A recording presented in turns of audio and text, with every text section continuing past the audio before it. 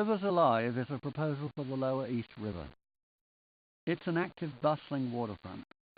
Amongst the small boats darting to and fro are the yellow New York water taxis, calling at the Pier 11 ferry terminal. Visitors coming to the Esplanade get their first view of the shipping and the new Pier 13, dominated by the open tower pavilion and its associated catenary structure, mimicking the Brooklyn and Williamsburg suspension bridges beyond. Everyone is here: residents, families, young people, children, workers in the district, and visitors from elsewhere. It's the one place in New York where the public can touch the water, where active recreation and learning are combined.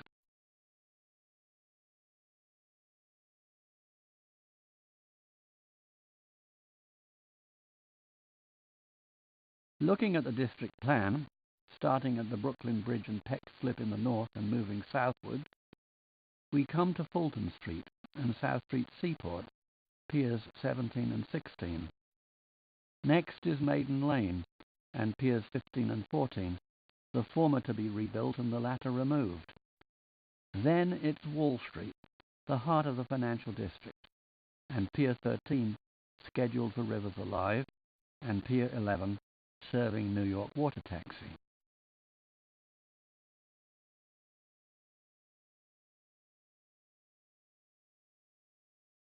The site plan diagrams the elements of Rivers Alive: the twin boardwalks, A, low and wet, and B, high and dry, accessing a small boat floating dock, C, and a strolling aquarium, D.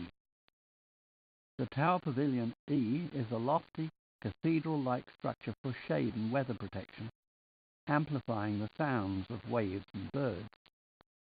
At the end of the pier is a circular island with a round pavilion for a video camera and large screen monitor, F, 8 metal and glass kiosks for touch-screen computers, G, and a 100-foot soaring sculpture, Ascending Arcs, H.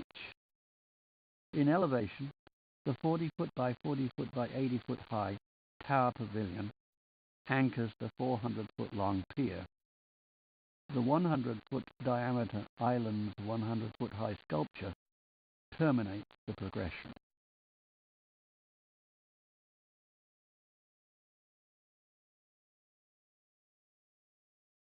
The floating boat dock is reached by descending ramps. Here boats are tidying up and sorting out before and after harbour trips. The island and its high-tech family of domed structures beckons, and Ascending Arcs raises the eyes from the earth and the sea to the sky and the heavens. The tower pavilion, with its double-arched openings on each side, provides a sheltered vantage point and a place to switch boardwalks.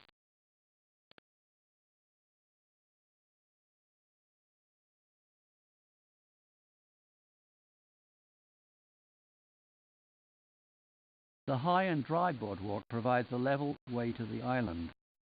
Couples can linger and watch the small boating scene. Families can wheel bikes or strollers.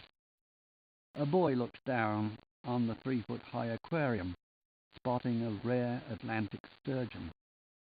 He observes a mother and child with red striped jersey on the low and wet boardwalk on the far side.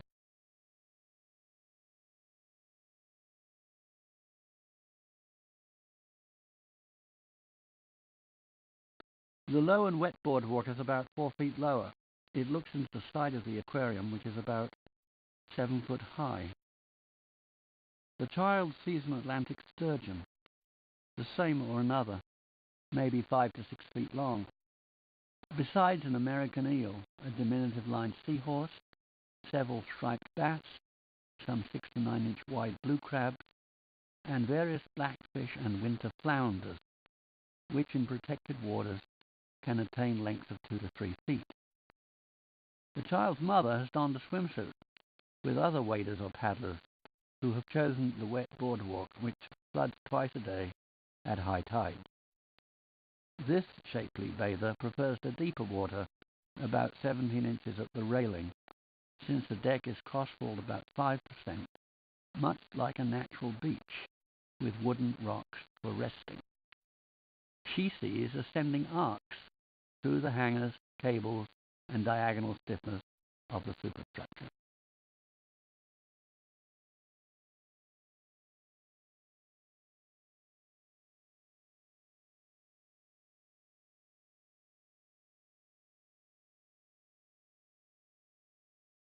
The island is paved like a compass rose, correctly oriented to true north.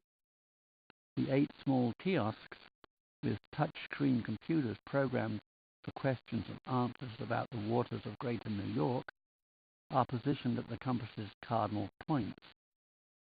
Beyond is the full side view of the Brooklyn Bridge, which, amongst a host of other topics, can be explored through zooming and panning with the video camera and large screen monitor technology in the bell-shaped pavilion for 8 to 10 people, thus extending what the eye can see.